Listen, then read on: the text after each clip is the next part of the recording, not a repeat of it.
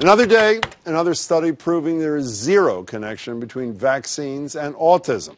This time it's from Danish researchers who followed more than 650,000 children for 10 years. But of course, there will still be people like Jill Wheeler who refuse to believe the science. And then there are those like her son, this teenager, my hero, Ethan Lindenberger. Wheeler refused to vaccinate him and his 4 younger siblings after she found out she wasn't legally required to in their state of Ohio. And on his 18th birthday, what was one of the first things Ethan did as a legal adult? Get himself vaccinated. He testified about his experience a couple days ago in front of Congress at a hearing about vaccines and preventable outbreaks. To combat preventable disease outbreaks, information is, in my mind, the forefront of this matter.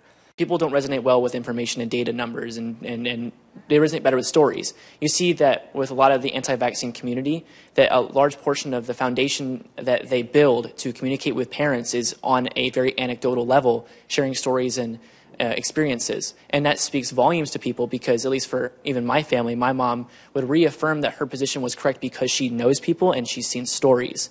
But correlation is equal causation, and we don't know a lot of factors involved. Even though I could say that, that still doesn't resonate. For certain individuals and organizations that spread this misinformation, they instill fear into the public for their own gain selfishly, and do so knowing that their information is incorrect. When you convince parents that not information is incorrect, but that their children are at risk, that's a much more substantial way to cause people to change their minds. Wise beyond his years, though he does look more like 38 than 18, doesn't he? And Lindenberger made it clear that despite it all, he miraculously harbors zero resentment toward his parents. My mother would turn to anti-vaccine groups online and on social media looking for her evidence in defense. This may seem to be in malice because of the dangers that not vaccinating imposes, but this is not the case. My mother came in the sense of loving her children and being concerned.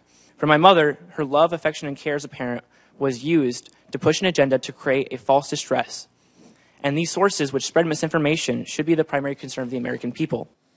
That they should. Ethan, you are the man.